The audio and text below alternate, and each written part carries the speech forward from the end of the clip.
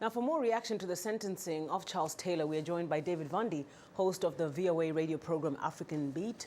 David is a native of Sierra Leone. Hello, David. Thanks for being with us today.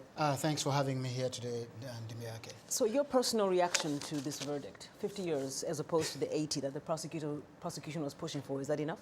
Well, as far as I'm concerned, 50 years seems to me like a joke when it comes to Taylor. Maybe. Considering he's 64 years old. He's 64. Well, it depends on how the count is going to go. If like 2 days is being counted as one, normally, because when we look at the prison time, is maybe when they say 2 days, you spend 50 years, it's going to be like 25 years.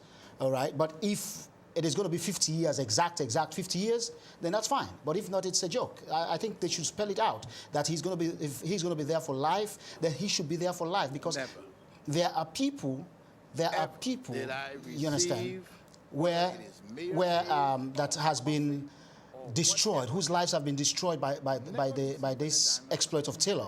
All right, children whose parents have been killed, like they have been living in isolation. And I think this is one area where Taylor should live in isolation, let him actually feel what the people are feeling. So this is what you're also getting from some of your fellow countrymen and women whom you're speaking to. Exactly. Some of them haven't witnessed a lot of the atrocities. And they're saying that they want to make sure that he spends the rest of his life in prison. That is exactly. Like, before coming here, I was talking to some people this morning, and I said, wow, if Taylor has made people to live their lives in isolation, kids to live their lives without parents, you understand? Now he's going to be in prison. Is he going to be allowed visits?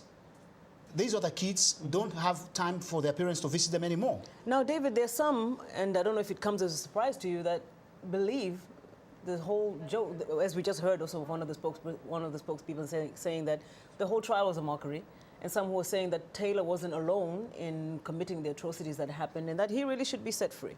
How should he be set free? There's some who believe that. Let us take, for example, in my country, we all know about the late Chief Samhinga Norman. Chief Samhinga Norman actually fought for the people of Sierra Leone. He was one that was fighting against the rebels. And he became a minister, and he was arrested and put in prison. So if somebody like that we all know has been fighting for the people, for the country, was arrested by the United Nations, saying he was guilty of crimes against humanity, why should Taylor go free?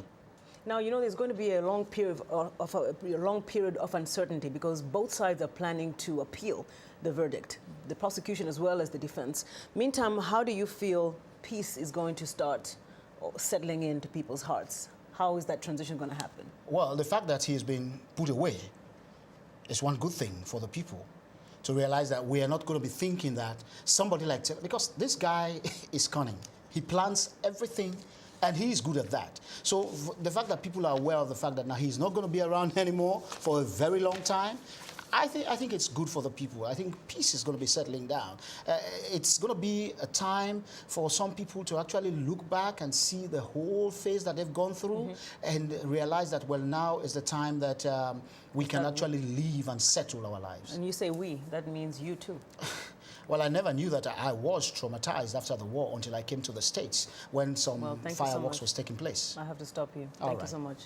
David Vandy, who is a host of VOA's radio program Africa Beat, joined us here on In Focus today.